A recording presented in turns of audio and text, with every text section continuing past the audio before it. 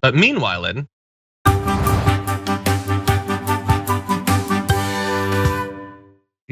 in New Zealand, they have got a really amazing piece of legislation that is apparently going to pass. And it's very targeted in its scope, but it's so fascinating to me, like the current status of politics and what they're focusing on New Zealand versus what we're doing here in the US. So this is a policy of bereavement leave for miscarriages. Their parliament just yesterday unanimously approved legislation that would give couples who suffer a miscarriage or stillbirth 3 days of paid leave. So a few things about that shock me. One, that they have a legislature that can pass legislation. That's amazing and novel. We should look into that.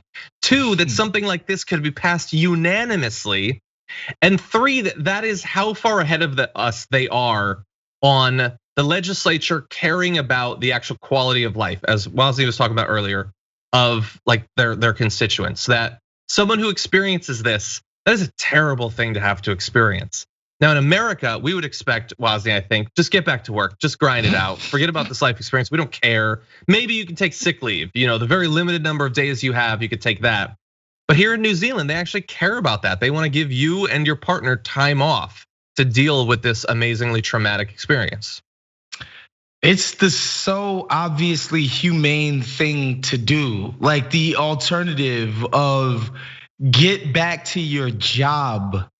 I know we fetishize work here in America. We fetishize productivity, which to me is a nasty word, or efficiency and all of those kinds of things.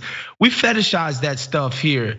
And over there, clearly they're like, there are things more important than work. Like the loss of a child unexpectedly. Like you can't imagine how sad and just horrific an experience that would be for parents, particularly for the woman who was carrying the child. Like it goes without saying, even stuff like maternity leave, which is in a way connected to this. We don't have universal maternity leave standards here in America, and where there are, because the industries of capitalism have decided like, all right, we gotta give these chicks at least a month. Like they've all decided, yeah, we'll throw a month at them. When that's like completely and utterly inadequate, when you think about what it takes to bear a child. So it's ridiculous, but this is so clearly and obviously the right thing to do. Like there's no point in even discussing the merits of it, right? Like there is no downside to this. This is only good.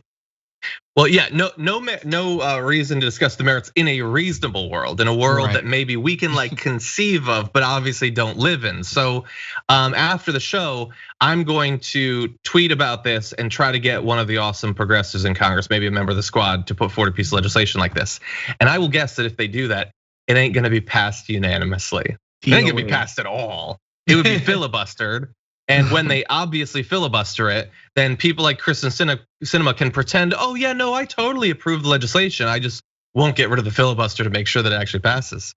But anyway, I wanted to give a little bit of credit to the Labor member of Parliament who drafted the bill, Ginny Andersen, who had this to say about the goal of it.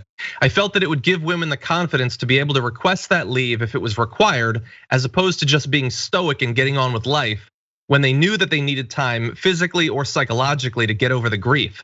The bill will give women and their partners time to come to terms with their loss without having to tap into sick leave, because their grief is not a sickness, it is a loss, and loss takes time. And by the way, I did a little bit of research looking into some other places that have things similar to this. In Australia, people who miscarry are entitled to unpaid leave if they lose a fetus after 12 weeks, while in Britain, would-be parents who experience a stillbirth after 24 weeks are eligible for paid leave. The United States does not require employers to provide leave for anyone who suffers a miscarriage or suffers anything, just suffers. There's no requirement for the industry to do basically anything, but few people are gonna be surprised by that. Well, John, suffering here in America is a feature. It's not a glitch. It's what makes you a hard Scrabble, tough nosed, the lunch pail type of guy. John, don't you know that? Or are you just one of these sissy, lip-wrist liberals? You don't love suffering. You just want to be happy.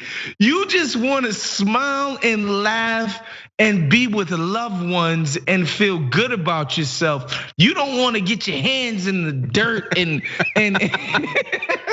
you know, we've just met, but he's got a pretty good read of me. Yeah, I just want to smile and laugh and not get my hands in the dirt. That's me, really. There'll be some donuts along the way too, but that's pretty much what I want, Wosny. Thank you for encapsulating that in that way. For more political news breakdowns, interviews, stories of activism, and me trying my hardest to care about the occasional big celebrity news story, subscribe to our YouTube channel at youtube.com/The Damage Report. And you can ring the bell wherever it is so you don't miss anything.